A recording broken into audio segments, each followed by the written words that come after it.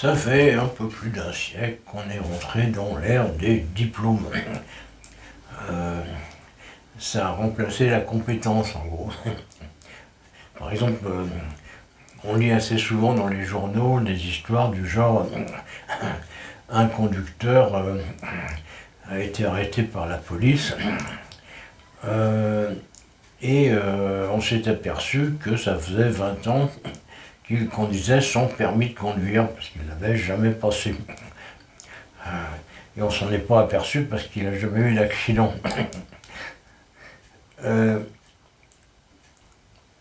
Oui, c'est sûr que ça laisse perplexe. Entre autres, on se demande si ça sert à quelque chose, le permis de conduire. Moi, je pense pas. Honnêtement, je pense vraiment pas. D'ailleurs, la meilleure preuve, bon, j'ai déjà dit à maintes reprises,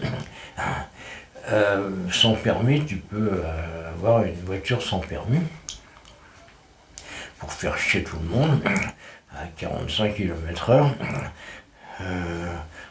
créer des accidents à l'infini, pas à cause du fait que tu n'as pas le permis, à cause du fait que c'est une voiture qui va pas assez vite.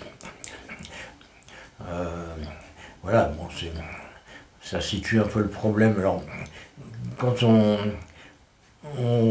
transfère l'analyse sur un autre domaine qui est celui de la médecine, on comprend aussi que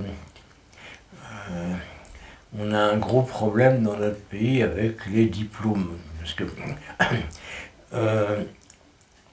on n'a pas de médecin, on n'a pas de spécialiste, on n'a pas. Même je cherchais un kiné, je n'ai pas trouvé de kiné. Bon.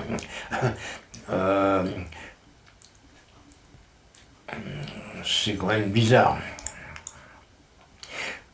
Et pourquoi est-ce qu'on n'en a pas? Parce qu'ils ne sont pas assez nombreux. Alors, ils ne viennent pas en province, encore que Évreux, bon, province, sans plus. Hein. C'est quand même une ville assez peuplée, c'est pas la campagne, c'est pas loin de Paris. Alors je sais pas s'il y a des endroits en France où il y a trop de médecins. J'ai pas l'impression. Je pense qu'à Paris aussi on a du mal à trouver un spécialiste. Sauf dans les ZFE, où les pauvres ne peuvent pas rentrer. Mais il y a un truc qui m'a toujours frappé, c'est qu'il y avait des études hyper sélectives, interminables, etc., où on sent bien que le but c'est d'éliminer un maximum de concurrents. Puis après avoir éliminé un maximum de concurrents, on dit ah ouais mais on manque de médecins. Et puis pour les spécialistes, il faut encore 3 ou 4 ans de plus. Et puis c'est encore plus sélectif, puis on nous dit bah oui mais on manque de spécialistes, donc c'est pour ça que vous ne trouvez pas un mec pour je sais pas vous déboucher les oreilles par exemple. Alors c'est pas que ça manque de gens compétents, parce que dans les hôpitaux, dans les cabinets médicaux, il y a une foultitude de second couteau, sous-payés en général, qui ont absolument toutes les compétences. Mais la promotion interne, ça c'est pour les entreprises privées, non médicales d'ailleurs. Dans une entreprise de production industrielle, par exemple, le mec qui rentre comme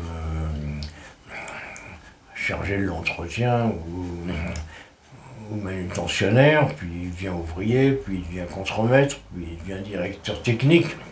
Éventuellement, il devient même patron à la fin. Ça, c'est sans problème. Mais pas à l'hôpital. À l'hôpital, si tu rentres comme aide-soignante, tu mourras aide-soignante. Et pas question de progresser dans la hiérarchie. C'est peut-être un peu ça le problème aussi. C'est-à-dire que si on prenait les gens compétents pour les faire monter dans la hiérarchie, parce qu'il y en a des super compétents, hein, des infirmières qui sont plus calés que, que le spécialiste pour lequel elle travaille, c'est pour ça qu'il manque. Donc peut-être qu'on pourrait faire ça. Mais alors bon, c'est sûr que l'ordre des médecins ne va pas aimer. Hein. Déjà qu'on voudrait les envoyer en province. Bon. En fait, c'est un peu ça le cœur du problème, c'est que on a des privilégiés qui veulent conserver leurs privilèges. Ils sont pas très gentils, quoi.